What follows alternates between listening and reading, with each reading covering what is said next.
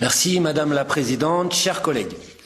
La Commission affirme vouloir un partenariat d'égal à égal avec le continent africain. C'est bien. Mais il y a les paroles et les actes. Or, est-ce que l'Union européenne traite aujourd'hui l'Afrique en égal? Le fait-elle lorsqu'elle pille par la pêche industrielle les ressources halieutiques de l'Afrique, mettant sur la paille la pêche locale et l'économie qui en dépend? Le fait-elle lorsqu'elle promeut une agriculture ultra-intensive, tournée vers l'exportation, dont les surplus ruinent les agriculteurs africains et enferment le continent dans la dépendance alimentaire? Est-ce un partenariat d'égal à égal lorsque l'on rase les forêts d'Afrique pour extraire toujours plus de cacao, de tabac, d'huile de palme ou de bois exotiques? Lorsque l'on accepte le travail des enfants et les violations des droits fondamentaux dans les mines pour assurer notre approvisionnement en cobalt ou autres métaux nécessaires à la soi-disant transition verte et numérique?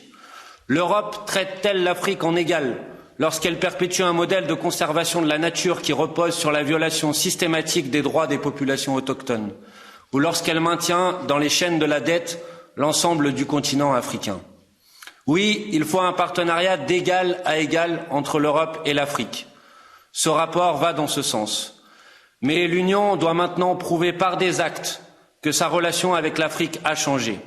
En ce temps de pandémie, elle peut faire une première démonstration en partageant les brevets des vaccins avec nos frères africains. Alors cessons l'hypocrisie. Qu'attendez-vous pour soutenir la proposition en ce sens faite par l'Afrique du Sud à l'OMC? Merci beaucoup.